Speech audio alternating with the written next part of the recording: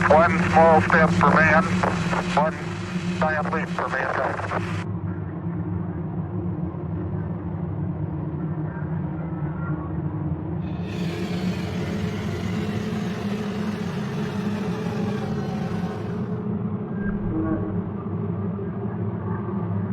What do you see when you're in the dark and the demons come? Houston, we have a problem. Now I am become death, the destroyer of worlds.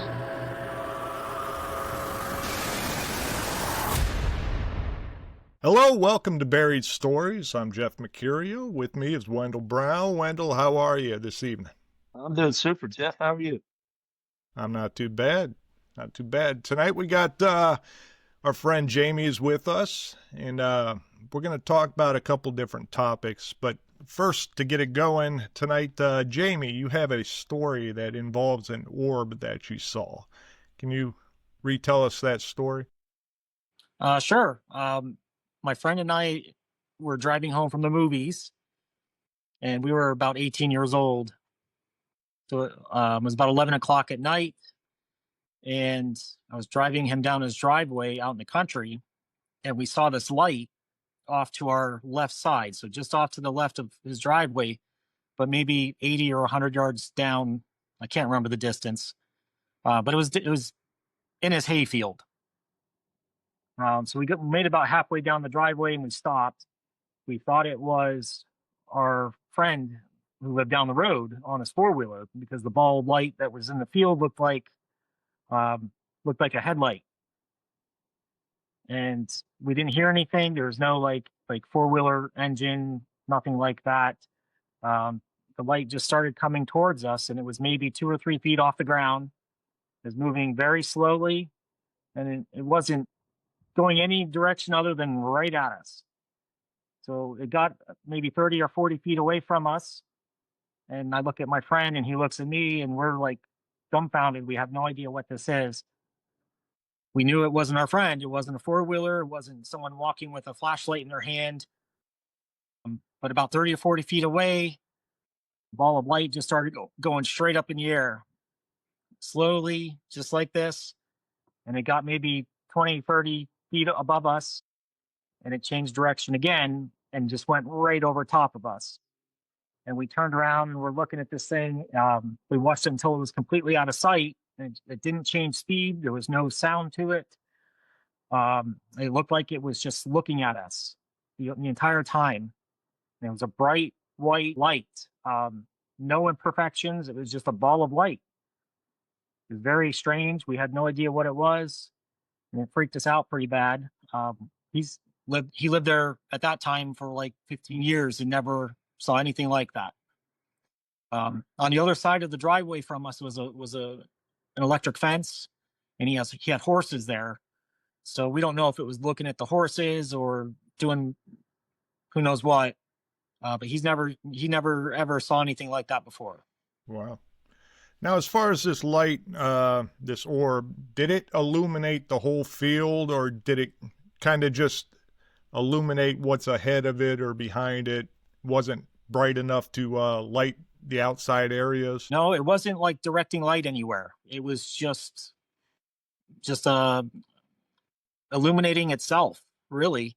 And even when it went over top of us, it wasn't like the light was directed at us in any way, but it did look like it felt like, anyway, it was looking at us.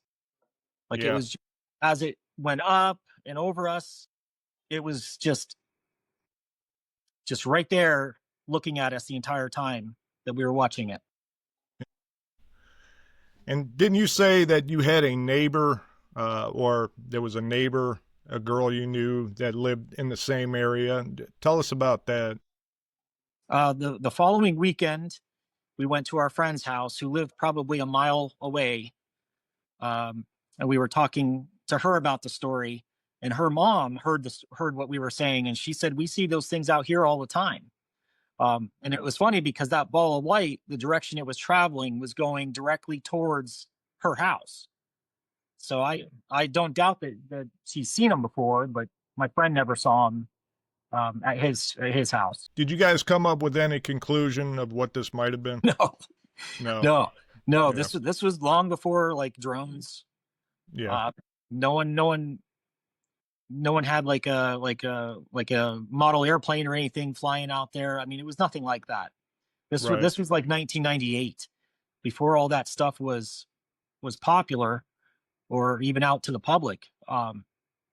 Yeah, we have no idea what it was. We just know it was something we could not explain. You guys felt that it had intelligence? But yeah, definitely. And the reason I feel like that is the way it went towards us, up and over us. There was intelligence behind it. It was like we were parked in its way. We interrupted whatever it was doing, and it came at us to check us out, and we were in its way, and saw we were not a threat, so it just went up and directly over us and continued on. It's a great story right there. All right, Wendell, you guys went on a trip. This was, what, a month ago? June. 2 months ago. 2025. Yeah. So how about disclosing where you guys went? All right. We went to Skinwalker Ranch. Jamie flew out of Indy. I flew out of Florida. We met in Vernal, Utah, and I was teasing my kids because on the kind of the run up to the trip, we I said I hope I don't, because you have to fly into. I flew into Denver. I think Jamie flew into Phoenix, and then you take a little puddle jumper over to Vernal, Utah. So I'm thinking prop plane, turbulence, whatever. Right. I'm talking to my kids about it, and they're making fun of me, and I'm saying I hope I don't become an episode on Mayday. But anyway, I get to Denver, and to my surprise, the plane going to Vernal was a jet plane. It was a smaller one, but it was a jet plane, and there was a guy that had GPS on when we were flying, and we were going over 600 miles an hour from Denver to Vernal, Utah. So it was actually the trip was nice. It turned out to be much nicer than I thought. But anyway, we flew into Vernal, Utah, and if you've ever flown into Vernal, Utah, the airport's the size of my garage.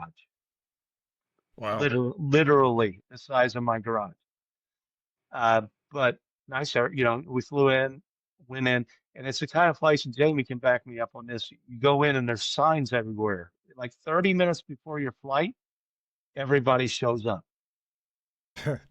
Before that, nobody's in the airport except the rental car people that were super. But anyway, flew into Vernal, and got everything squared away. Like I said, the rental car people were usually there. It kind of scared me a little bit. I walked up to the rental counter and nobody's there. But I look on their copier and there's a big picture of me on their copier. That kind of threw me back a little bit. But anyway, we got the rental car. We flew in at different times. I think Jamie flew in well before me, 5 hours before. And so he went ahead and went to the hotel. Was it Roosevelt, Jamie? Yes. Roosevelt. And Jeff, just to give you some perspective on this, you know I-40 in Indy, Washington Street. Yeah. Yeah. I-40 goes all the way across the country. You drive down I-40, you'll pass Skinwalker Ranch. That's basically I-40 is it. And so we flew into Vernal, and it's a exactly 30-minute drive from Vernal to Roosevelt, where our hotel was, and 2 miles on you go past Skinwalker to get to our hotel, but 2 miles shy of Roosevelt is Skinwalker and the UFO Valley campground where we stayed. Right. And so we got a hotel so we could charge batteries and everything, we thought, and then 2 miles away was a campground that we spent most of our time at. And but Vernal, if you can just imagine, it's a small, nice town. If you've ever watched an episode of that, what is it, Jamie Land? It's the oil rig one that Billy Bob. Landman? Landman. Yeah, it's an episode of that if you go there.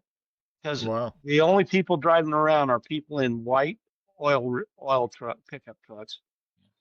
Crews going to out to the wells and stuff. Even when we got to the hotel, what was it, Jamie? Like 30 white pickup trucks, oil rig trucks there. Yeah. Yep. And so they all in the oil industry. That whole stretch from Vernal to Roosevelt is Indian reservations. So it's what you typically think of when you see Utah. Right. But Vernal has everything in the world you can want. It has a Walmart, what is it, Freddy's down here in Florida, Jeff? That it's just Steak and Shake knockoff. I think I it's guess Freddy's. yeah, Freddy's. They have everything. A Sonic and post office, Home Depot. Everything you need is in Vernal.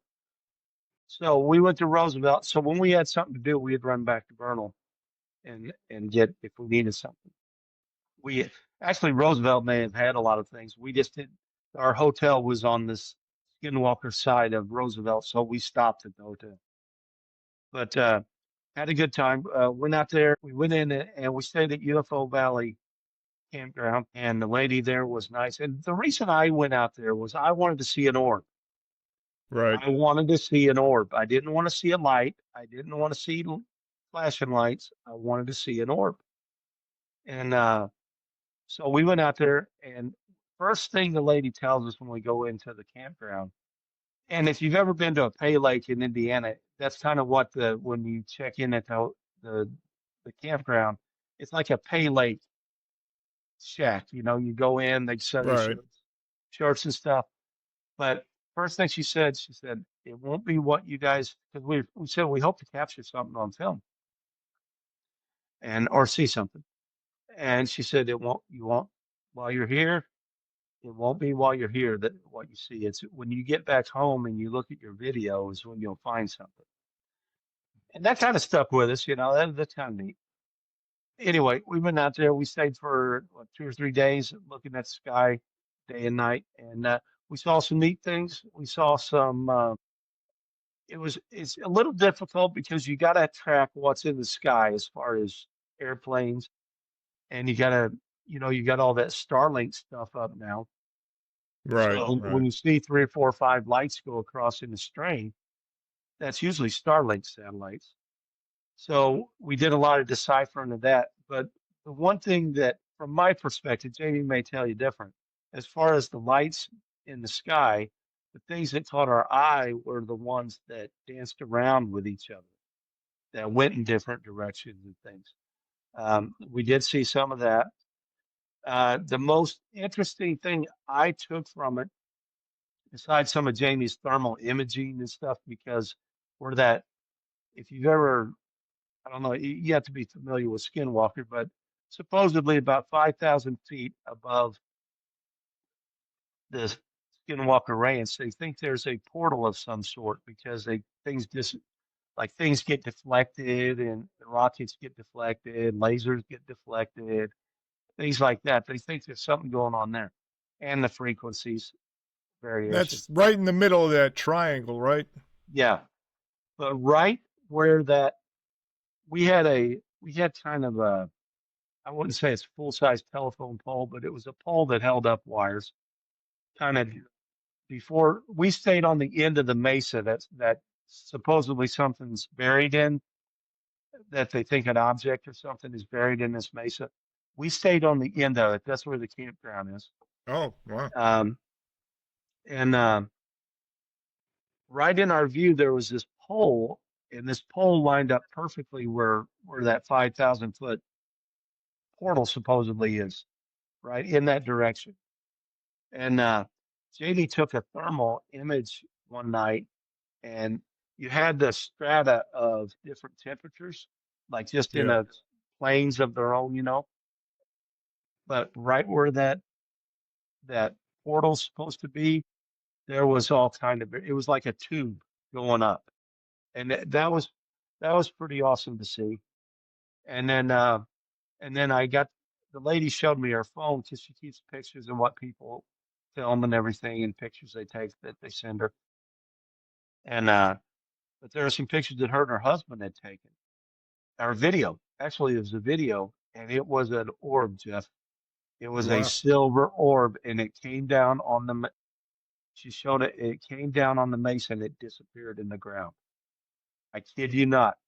She had, and I was a little leery of asking her. She would. I think I did ask her, but she wouldn't share it. Let me have it. Right. Um, but that's what I wanted to see in person was an orb. But I saw it on her phone, and it was a silver orb. They had video of it in one place, and then they had it when it came down, and it disappeared in the ground. Wow. And it was really neat. As far as the trip, when we got there, Jamie had scouted everything out, being a good Marine that he is, and he knew the prices last year of the tours that they give in those cool looking vehicles that they have, like cool looking for like hunting vehicles, but they're all UFO painted and stuff. Really neat. But you can go out for 2 hours, and I think last year Jamie said they were $85 a person. This year they were $185 a person. So we didn't take the tour. If we were to go back, I think we would. We would take the tour because it goes up to the mesa, and actually the campground has some kind of rights over where the helipad is, by the Oh, house that really? you see on the show. Yeah. Yeah, and there's a little discourse going on there. There's been some cease and desist orders. I think when the campground first started out, they used Skinwalker Ranch, which is, a trademarked, Yeah. copyrighted name. So, um, I think they've had a little legal um, back and forth with the campground and the people that do the movie, the Skinwalker Ranch owners and the people that do the movie, or the show. But my experience overall was very positive. I would recommend it for anybody. Very easy to do. It's very easy to get out there, get a place. Like I said, we got a hotel just for backup, but we stayed out on the campground most of the time, and Right. uh, and we saw some really interesting things in the sky. We didn't see the saucer fly over and hover over us or anything like we were hoping, or I didn't see the orb that I wanted except on that lady's phone. Uh, but it was interesting that video she had. She said when the coyotes start howling, they go out on coyote hunts, and Huh? uh, and that's what they were on when they filmed this orb. They heard the coyotes. They had went out, and they had they filmed it. But it was a really awesome experience. Thank you, Jamie, for all your prep on it. You did all the work on it, and but it was a really good experience. Easy in, easy out as far as travel goes, and Right. um, well worth the time and the trip. It was I really enjoyed it. And there was one, Jeff, you'll relate to this. On the We got there and we got set up, and about 20 miles away, I guess it's just on the other side of Skinwalker, there is that Indian glyph place where all the glyphs are on the Yeah. rocks. And anyway, you got to kind of hike up to it. But we pulled in there, and it's the kind of place they had a big cup there. They said, contribute what you want. Usually people contribute $5. Uh, Right. but I think we contributed 20. You walk for what, well, I think it was 70 miles, but it was like 2.5 miles total. But, I'm old. Jamie's a little younger and more fit. But anyway, I kept noticing when we went up to see the glyphs, because that's something we wanted to see, all the Right. Indian stuff on the rocks. We went up there. I kept noticing Jamie was always about 20 yards away from me. And I just figured it was because I was slower. I was slower getting my breath, or basically rock climbing uh, up to this place. But then he mentions that, um, remember the 411 stuff that we researched? The people that go onto like public lands, public like Yosemite and all that, they would like possibly they would disappear. Right. They'd vanish. Jamie was freaking protecting himself. He was like 20 yards away from me, just in case I walked into something and I did a Gosh. 411 disappearance. So, but that kind of made me think for a minute, because remember we had talked about people on that disappeared in public parks and stuff. Uh, but yeah, I think Jamie was keeping his distance just in case I disappeared and he wasn't caught up. Now, you guys did see the glyph with the spiral, right? Yes, we did. And I was doing a little research on Indian symbology with all the glyphs and stuff like that. And the spiral was either a porthole or it had spiritual meaning. But either one kind of goes hand in hand, because if something's disappearing or appearing right in front of you, you could call that a spiritual, event. So I found that interesting. But I'll let Jamie tell his version of it, because Jamie was much more prepped than me, just to be honest. I went and I had a great time, but I was kind of the tagger along in the end, because I didn't tell we met Caleb, that's on the Skinwalker show, the security guy. And we had went to the front gate because Jamie had set up a meeting with him, because we're all Marines. So we had the Marine tie together. And usually if you're not a Marine, Jeff, we usually carry that challenge coin. Some Marines just carry it because like they have their unit. I think Jamie had his unit on his. Mine wasn't that specific. Mine was just a general challenge coin. But usually us Marines carry one in case you meet a Marine that you've never met. You can exchange Right. coins. Kind of just a remembrance of the meeting. And so we were going to exchange challenge coins with Caleb. We went to the gate and he was busy. He had something going on with his house, but anyway, we didn't meet him at the gate. I think Jamie left his. Uh, he hid it covertly at the gate for him to pick up. But anyway, he called. He called. Jamie and him were communicating, and he said, "Where are you staying?" And we told him where we were staying. He said, "I'll be there in 5 minutes." And he came to our hotel. And so What? we met with him, and I walk out of the hotel first, and I know the truck from the show. I knew it was his Right. truck. So he was out there, and I kind of fiddled with our vehicle for a minute, just getting something out of it, just till Jamie was following me to get out, because I wanted him and Jamie to meet first. They had been communicating. Right. But anyway, Jamie came out, and we walked over to the truck and we met him, and you talking about a nice dude. He just sits there and talked like he had known us for 20 years. And he told some stories. He asked us, we had a couple questions to ask him, uh, and he answered them and talked to us just like we were his best friends. And he said, "Do you guys want a poster and a hat?" Well, of course we do. But the poster's like signed by all the cast of the show, and then the hat is his brand that he does. It's a Hunt Live hat. And Right. but anyway, he got his truck and he gave us both a poster and he gave us both a hat. And we talked a little longer, and then went on his way. And as we were walking back to the hotel, and I said, "Jamie, our story is this guy just kept stalking us. We told him, okay, come on over, we'll meet with you." And and that was that. But anyway, the reason that I mentioned that is Jamie and I really prized these possessions. I mean, he handed them to us himself. So Right. they were kind of important to us.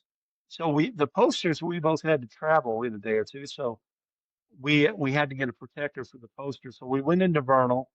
We went to the express mail place that didn't have anything. They sent us over to the UPS store, or to the U-Haul store. The U-Haul store didn't have anything. They sent us over to the post office, but on the way to the post office, we went by Walmart. They had something, but it was too small. We went to the post office and they had two left, Jeff. Oh, wow. Two Yeah. documents. The box, the tubular boxes. You know what I'm talking about? The Yeah. long boxes. So anyway, we got two document protectors for the posters. Went back, put the posters in it so we could travel with them. So these are kind of precious items to us. We do our thing, finish up, we get back home, and a day later, Jamie texts me. He's like, "Dude, I had my hat on the table or a chair or something, and my dog ate it. His dog ate the hat." And he's like, should I call him and see if I can get another one? I'm like, Jamie, this dude's gonna think we're stalking him. Maybe not. Just call it. The cost of doing business. You know, I'll send you my hat if you need it. Uh, but but anyway, I think Jamie got another hat out of it. I'll let him tell it. But uh, but that was interesting. But no, it's just a fantastic trip, fantastic time. Saw a lot of neat things. Meeting Caleb I was so happy for Jamie to meet Caleb. I was happy to meet him. Right. I mean, don't discount that. I was, you know, star-studded as well. Um, but I was really happier for Jamie to meet him because Jamie had done so much work to prep for the trip and get us there. Because we had planned to go last year, in June last year, and we weren't able to do it. And but we were able to this year, and it was just a fantastic trip. Really enjoyed it. And I'm done babbling. Jamie, take it away. Jamie, let's start with how you prepped for this and how was your travel out there? Well, like Wendell said, we tried to go last year, so my prepping actually started before then. I was trying to get everything in place just in case we could make it.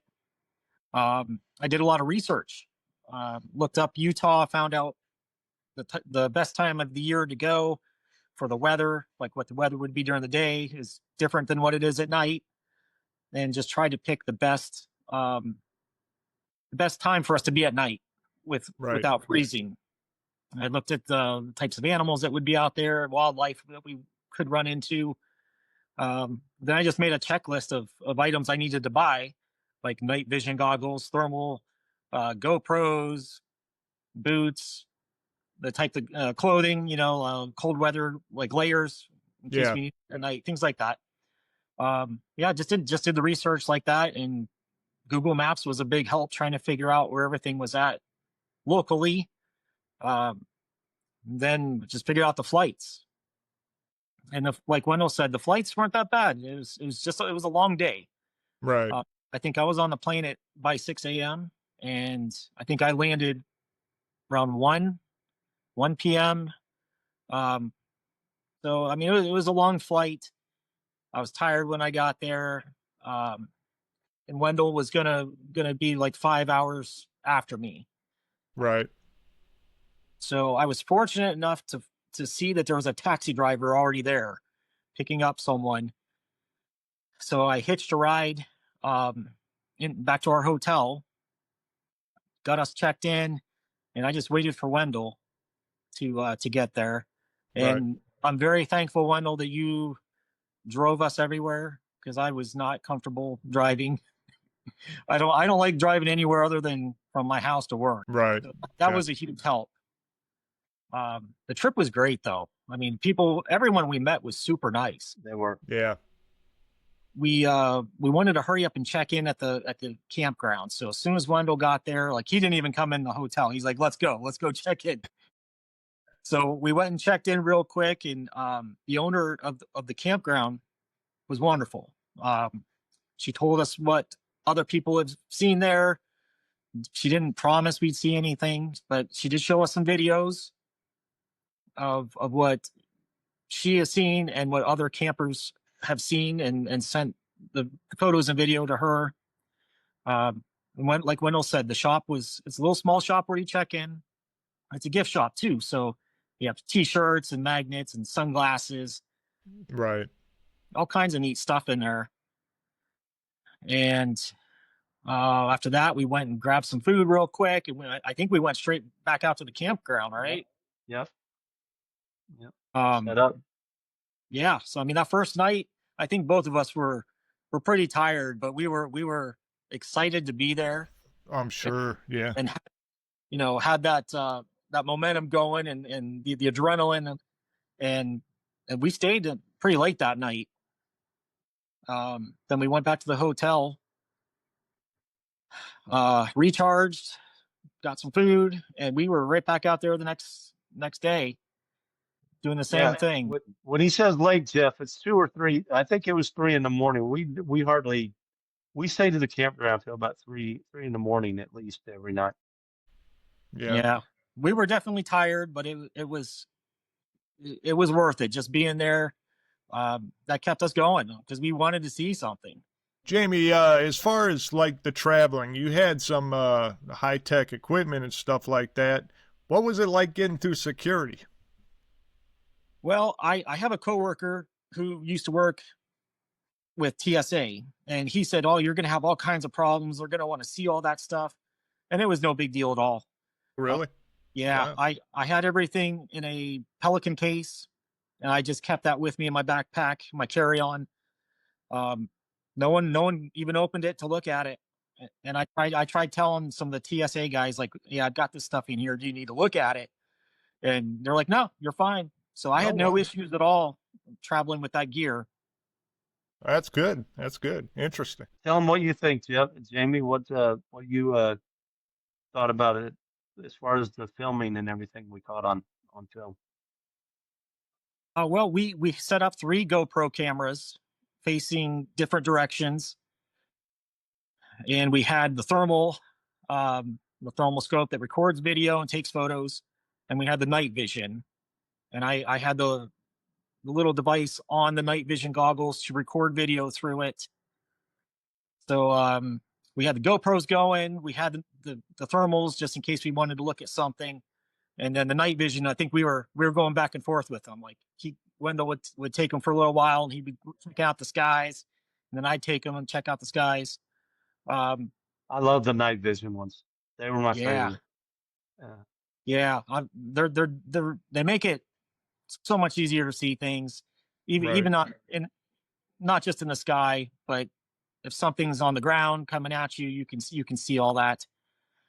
We didn't see a whole lot with the thermal, other than what Wendell mentioned earlier. That little area just above the mesa for a short time just kind of lit up, and it was really strange. That was the only area that was like that. That that was in the area. We didn't see anything else like that. You know, when you go to Skinwalker, there's 2 things. There's not just the UFOs. There's the Skinwalker, and that's the one that if you see a Skinwalker, that people say that you'll bring it back to your family and friends and anybody you encounter.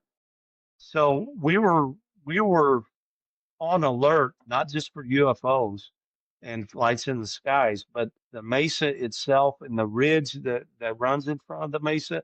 That the night vision we were always looking at the ridge Yeah. because Yeah. to see if we would see a skinwalker, and kind of wanted to but didn't want to, kind of thing. You know, it was one of those things. Right. But go ahead, Jane. Well, yeah, the mesa, we were definitely checking that out quite a bit. When we were looking at the sky, we saw some lights up there really high up, and sometimes there'd be multiples, there 5, or was there 7 at one time? Yeah, 7, and Huh. there was one night though that it was really intense, just like an they were all over the hour place, period. Yeah. Yeah. and they were like just kind of like crossing paths, and they weren't changing directions or anything. We kept looking at the flight tracker we had on our phone, and we could pick out which lights were planes. That was pretty easy. And we had a satellite tracker too, um, but I don't know how accurate that was to really say that was useful. Wendell was having some issues with his phone while we were at the ranch. It would go into this satellite mode, but I would have 2 or 3 bars on my phone, and we've got, well, like a mile away from the ranch, or yeah, a mile from the ranch. Hmm. Your phone would turn back on and it would work. Because you do see that in the program too, where the phones go into glitch mode and other electronics go into glitch mode, and as soon as they leave, everything comes back on. It's out there, Jeff. I mean, yeah, my phone was it went to satellite mode as soon as we got to Skinwalker. I mean, Right. we wouldn't get, matter of fact, we were going to try to do one of these. You and I were going to try to video and have Jamie there while we're there. That wasn't even a possibility. Right. I couldn't get enough signal. So as far as Jamie, as far as some of the videos that you took, what did you see in these videos? Because you did a lot of examination when you got home too, correct? Yes, I did, and I still have one GoPro camera to go through. I made it through 2 and found some things, and there was also some video from the night vision that we captured.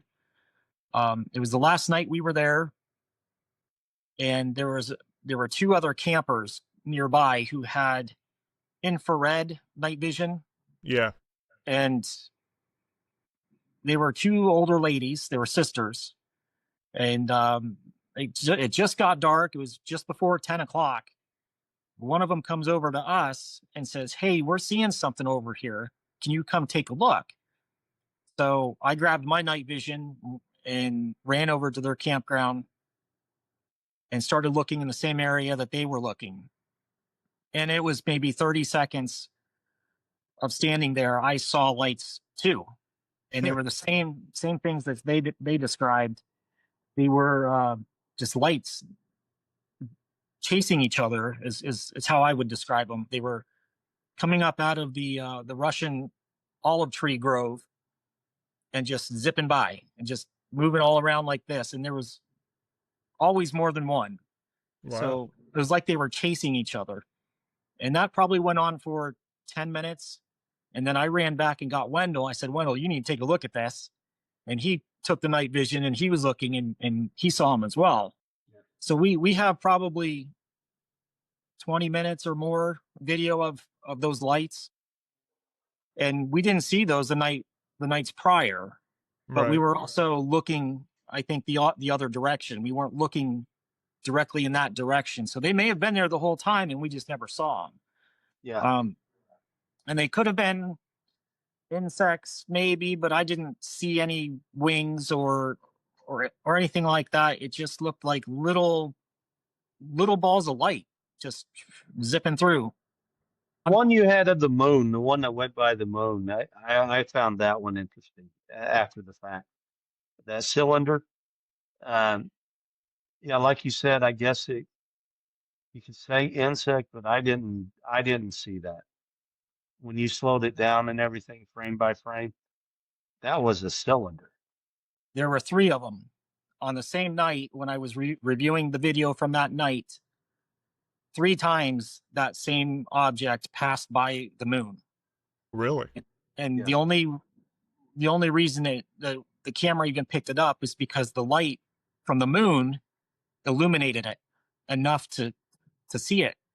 But I didn't just watch it in real time. I slowed everything down, and some of the segments I looked at, I went frame by frame, and that's the only way that I was even able to see those objects.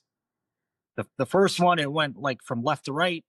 The second one, it went from bottom to top, and the third one went from right to left.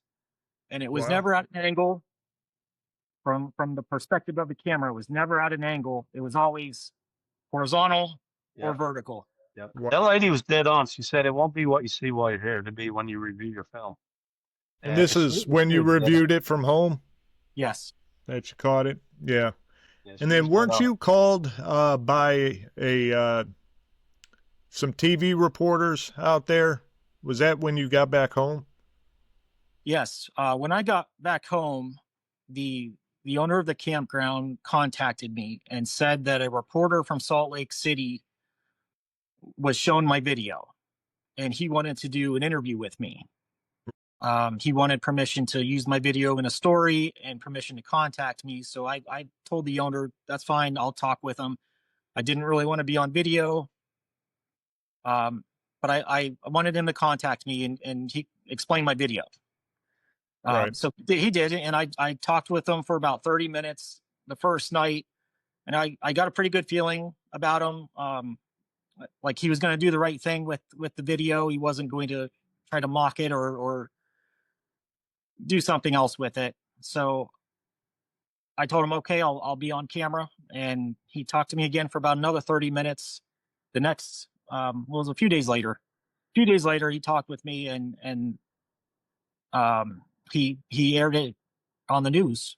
So, can you tell me a little bit about either one of you? Can you tell me a little bit about the history of that area? It's Uinta Basin, isn't that what it's called? The Utes and the Navajo were out there, and wasn't there some sort of curse for the Skinwalker? Yes, one of the tribes sold the other part of the tribe into slavery. So the one tribe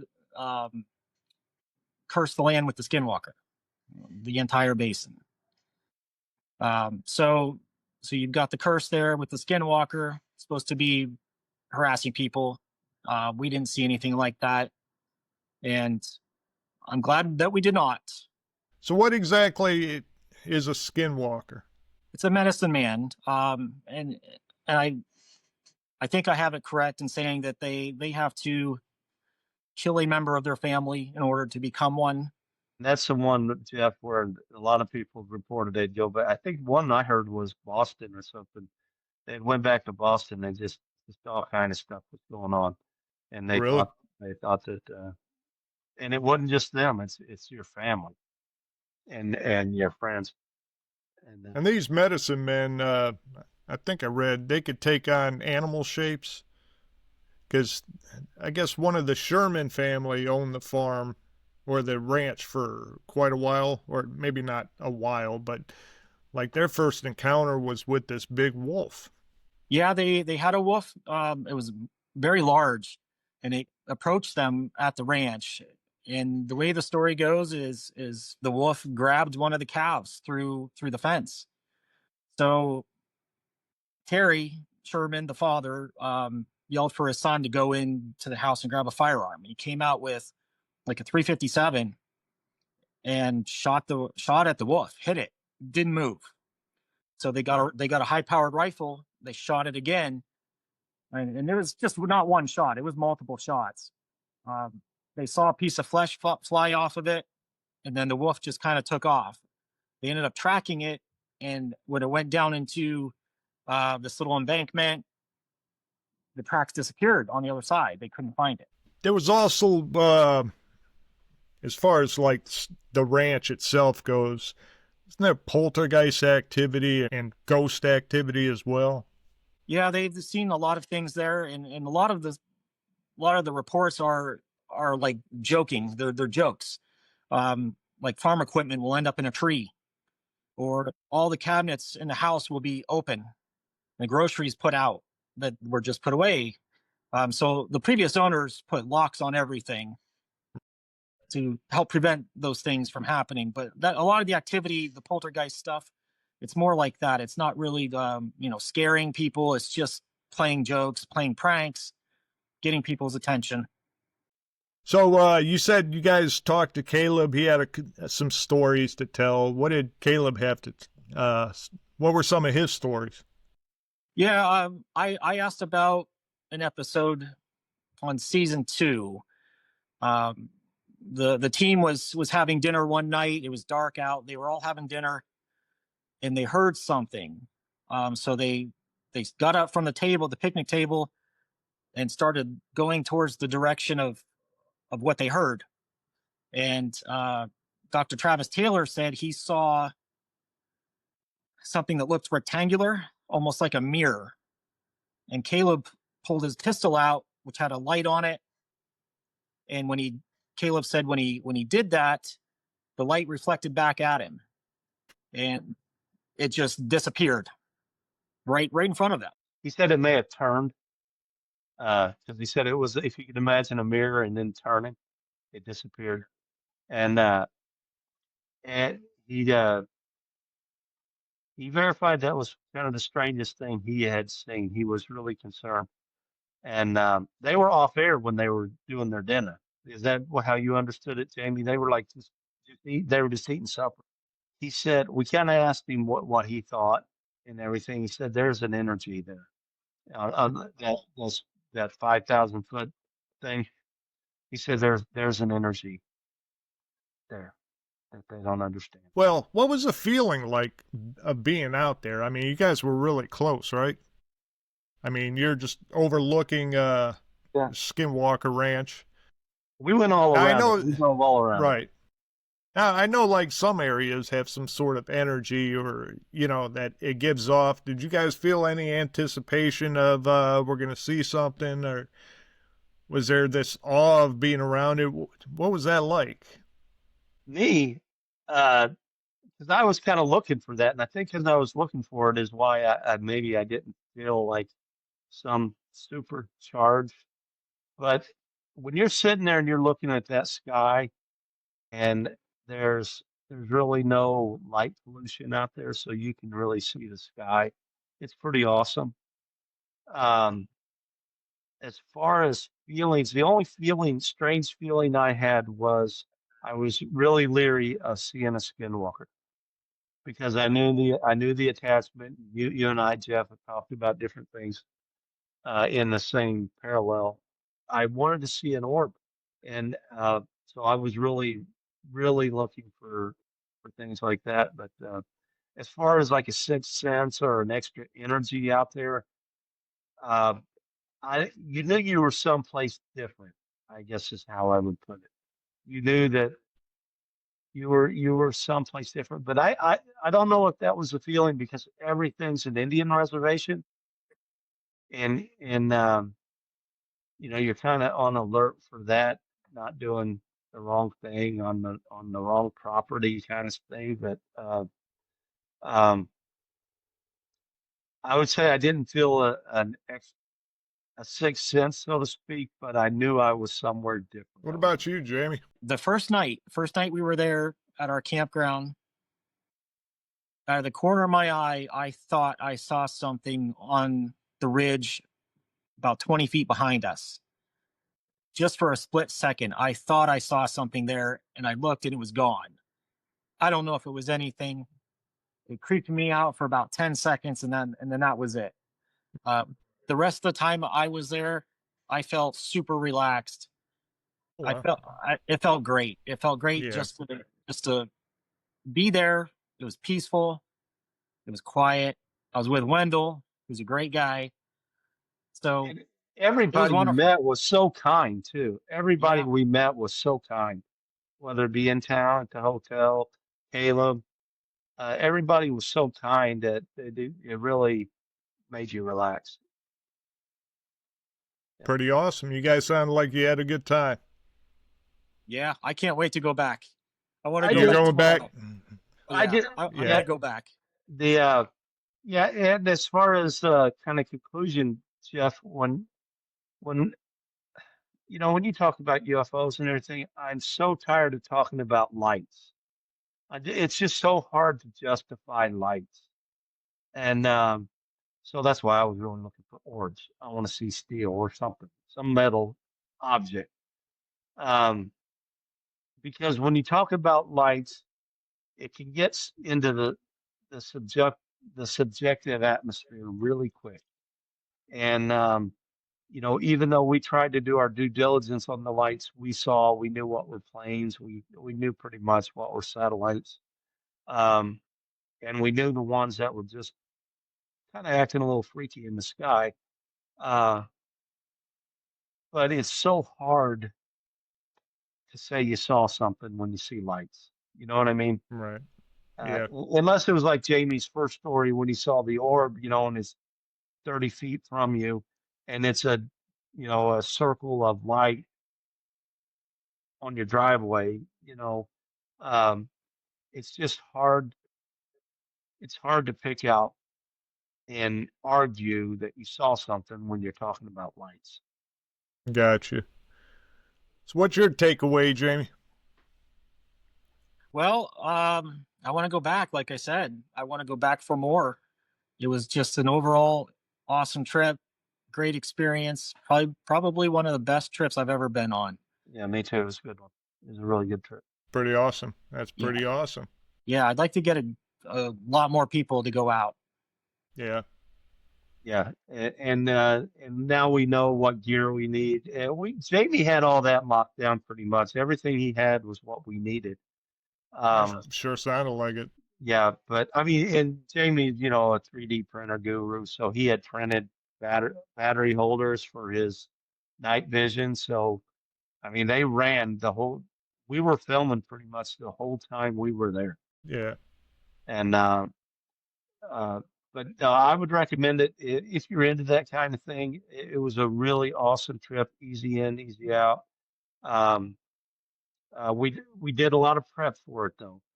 I do it, you know, Jamie and I had talked quite a bit before we went, what we were doing and how we were doing it. And it, it's kind of neat when a plane comes together. And I'd say our plane came together. Would you say, Jamie? I think it went well. It went very well. Yeah.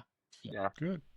So That sounds awesome. So, good time. are either one of you guys disappointed that you didn't get like to see the smoking gun?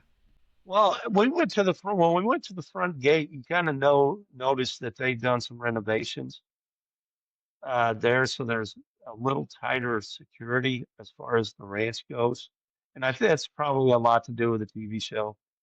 Um, Oh, yeah. it is a pretty tight security. Everything is being filmed. They have cameras everywhere. Um, I'm disappointed I didn't see an orb because I wanted to see an orb. But what I saw on that lady's phone was what I wanted to see, and like talking to Caleb, that there is some kind of energy there that they don't understand, and I believe that. I believe there's something up in the sky above that thing, Jeff. And whether there's something in the mesa or not, I get a little irritated with all the dilly dallying around. Just landscape the mesa. Just take the top Just off dig it. of it. Yeah, but but there's definitely something going on there, and I kind of lean kind of like a gateway of some sort. Not that that's a starting destination, and not that that's an ending destination of anything, but maybe that's just like Route 66 or something. But Right.